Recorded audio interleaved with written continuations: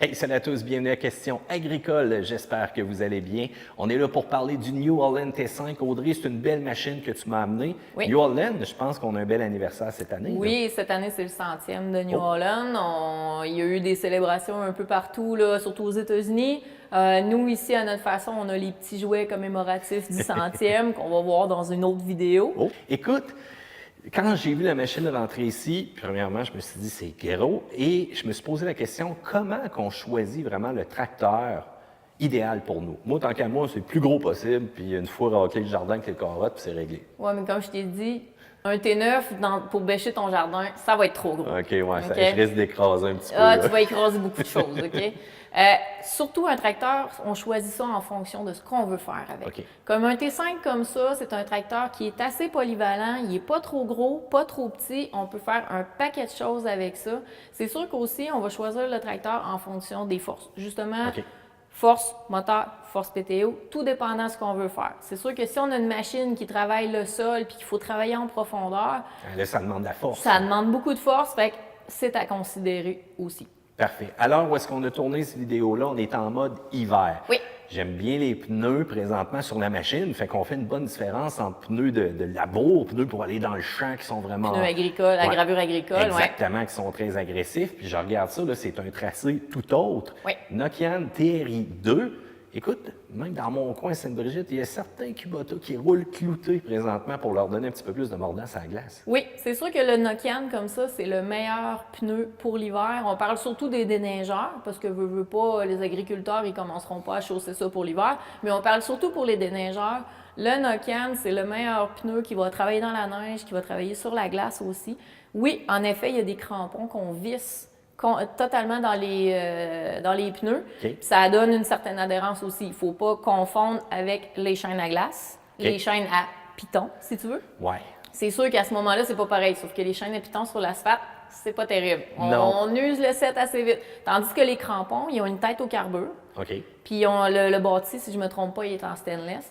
Donc, c'est très résistant. Et à l'été, si le déneigeur loue son tracteur à un agriculteur, à ce moment-là, retirer les crampons, ça se fait très bien. Ça s'installe avec un moine électrique, là, puis il n'y a vraiment pas de problème. On peut changer de pneus aussi. Dans ce temps-là, ça Aussi, serait pas mais trop ça compliqué. coûte un petit peu plus cher.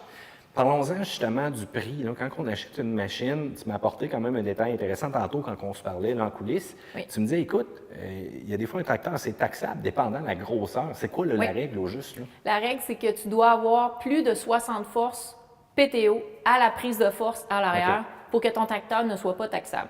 OK. Dans le cas de notre T5 ici, on a 91 forces PTO pour 106 forces moteur.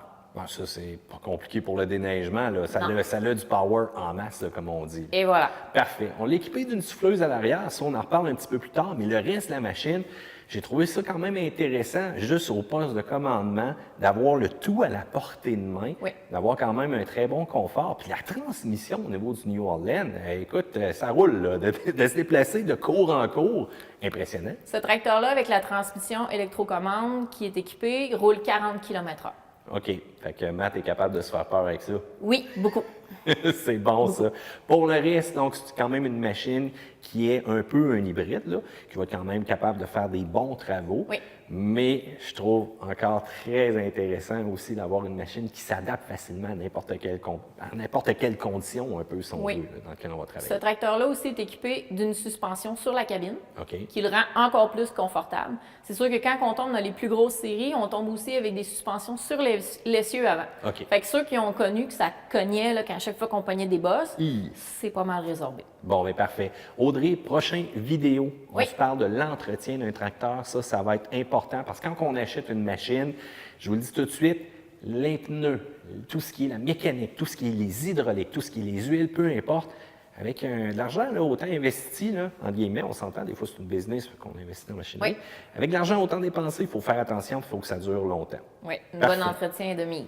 Parfait. Gang, restez là. Donc, dans les prochaines vidéos, j'espère que vous vous êtes abonnés à Questions agricoles. Section commentaires, peu importe ce que vous voulez savoir, des questions sur la machine, sur le T5, peu importe, allez-y, gênez-vous pas et surtout abonnez-vous.